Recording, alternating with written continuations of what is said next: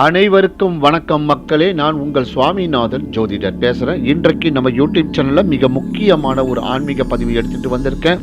அதற்கு முன்னாடி நம்ம யூடியூப் சேனலில் யாரெல்லாம் சப்ஸ்கிரைப் பண்ணலையோ சப்ஸ்கிரைப் பண்ணுங்க, ஷேர் பண்ணுங்க, லைக் பண்ணுங்க. இப்போ பதிவுக்குள்ள போயிடலாம். திருநள்ளாறு சனி பரிகார ஸ்தலமே அல்ல. பெரும்பாலானோர் திருநள்ளாறு திருத்தலத்தை சனியின் பரிகார ஸ்தலமாக கருதுகின்றனர். அவ்வாலயம் சனியது ஆலயமோ சனிக்கு பிரீத்தியான இடமோ அல்ல. அவ்வாலயம் அருள்மிகு ஸ்ரீ தர்பானேஸ்வரர் அருள்பாலிக்கும் தலமாகும்.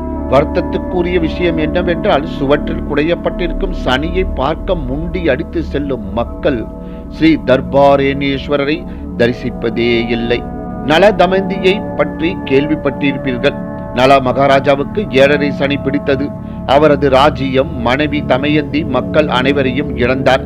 எனினும் சனியானவர் நல மகாராஜாவை விடாமல் துரத்தினார். அப்பொழுது நல மகாராஜா திருநள்ளாறு ஸ்ரீ தர்பாரேணேஸ்வரர் ஆலயம் சென்று ஈசனை ஆலிங்கனம் செய்து கொண்டார். உடனே ஈசன் அங்கு தோன்றி சனியை ஆலயத்தின் உள்ளே வராதே என்று சொல்ல சனியும் ஆலயத்தின் வெளியிலேயே நின்று விட்டார்.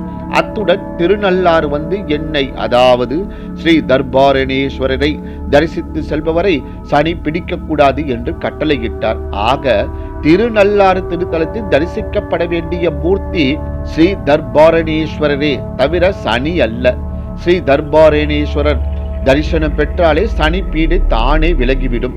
ஆக இதை கேட்கும் அன்பர்கள் திருநள்ளாறு சென்றால் சனிக்கு மட்டும் முக்கியத்துவம் தராமல் ஸ்ரீ தர்பாரேணேஸ்வரரை கட்டாயம் தரிசியுங்கள். தல விருட்சம். திருநள்ளாறு அருள்மிகு ஸ்ரீ தர்பாரேணேஸ்வரர் ஆலயத்தில் தல விருட்சமாக இருப்பது தர்பை புல் தாவரம். இதுவே அவ்வாலயம் சனி பரிகார ஸ்தலம் அல்ல என்பதை நிரூபிக்கும். ஏனெனில் சனியது அபிமான தாவரம் வன்னி எனப்படும் மரமே தவிர தர்பை புல் அல்ல. சிவ சிவாய நமக. நன்றி, வணக்கம், வாழ்க வளமுடன்.